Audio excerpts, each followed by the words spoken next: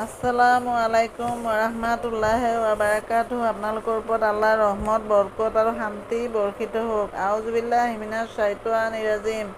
বিসমিল্লাহিৰ ৰাহমানিৰ ৰাহিম। খেদা খোৱা শয়তানৰ প্ৰচলনিৰ পৰা আল্লাহ তুমি আমাক ৰক্ষা কৰা। পৰম কৰোণাময় পৰম দয়ালু আল্লাহ তাআলাৰ নামত আৰম্ভ কৰা। আজি সূৰা আল হুজুৰাত, অৰ্থ বাসগৃহসমূহ, দ্য ইনাৰ এপাৰ্টমেণ্টছ।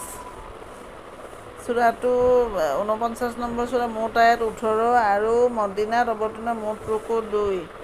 হে ইমানদাৰসকল, আল্লাহ আৰু তেওঁৰ ৰছুলৰ ক্ষেত্ৰত তোমালোকে কোনো বিষয়তে অগ্ৰসৰ নহবা আৰু আল্লাহক ভয় কৰা। আল্লাহ সৰ্বশ্ৰোতা সৰ্বজ্ঞ।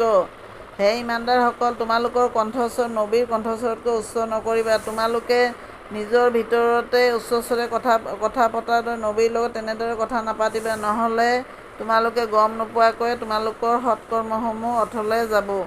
যিসকলে আল্লাহৰ ৰছুলৰ লগত মৃদু কণ্ঠে কথা পাতে, তেওঁলোক হ'ল সেইসকল মানুহ যিসকলৰ অন্তৰসমূহ আল্লাহৰ তাকৱা আৰু ক্ষুধা-ভীৰুতাৰ বাবে পৰীক্ষা কৰি লৈছে। তেওঁলোকৰ বাবে ক্ষমা আৰু মহা পুৰস্কাৰ আছে। হে নবী সাল্লাল্লাহু আলাইহি ওয়াসাল্লাম, যিবিলাক মানুহে তোমাক কোঠাৰ বাহিৰৰ পৰা চিঞৰি মাতে, সিহঁতৰ সৰহভাগেই নিৰ্বোধ। তুমি ওলাই সিহঁতৰ ওচৰলৈ অহালৈকে যদি সিহঁতে ধৈৰ্য ধৰি অপেক্ষা কৰিলেহেঁতেন, সেয়া সিহঁতৰ বাবেই কল্যাণকৰ হ'লহেঁতেন। আল্লাহ অতি ক্ষমাশীল, পৰম কৰুণাময়। সমাপ্ত।